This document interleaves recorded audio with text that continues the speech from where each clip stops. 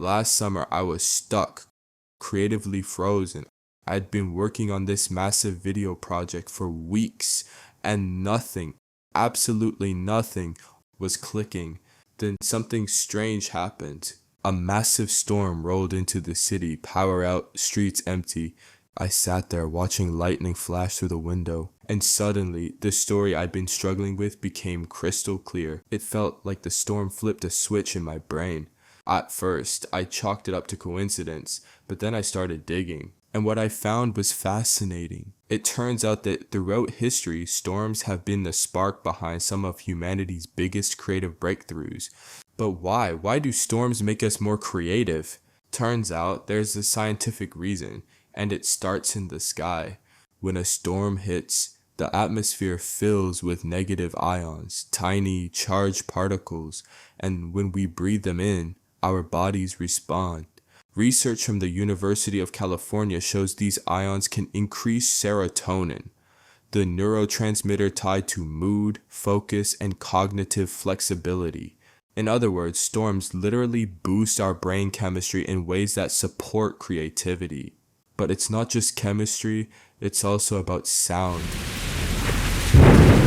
At the University of Illinois, researchers discovered that moderate ambient noise, around 70 decibels, boosts creative performance.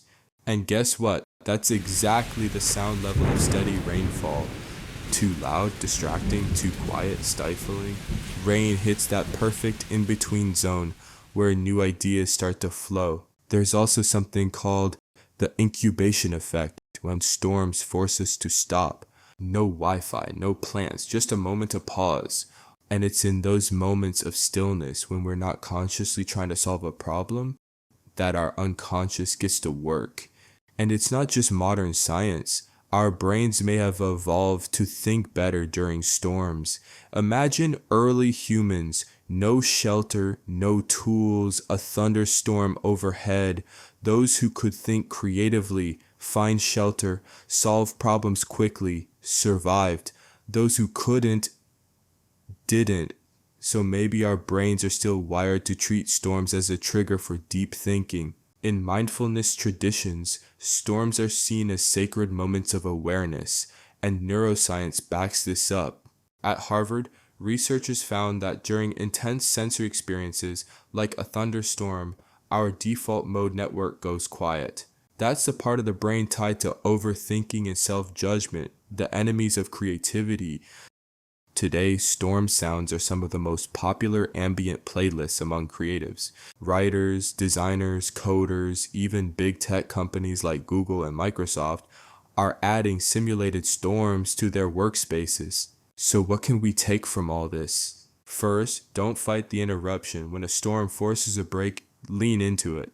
Second, try working with storm soundscapes. They do more than just set the mood. And last, practice storm sitting. Just be with the chaos. You might be surprised by what emerges. The next time thunder rattles your windows, it might not just be a storm. It might be the beginning of your next big idea.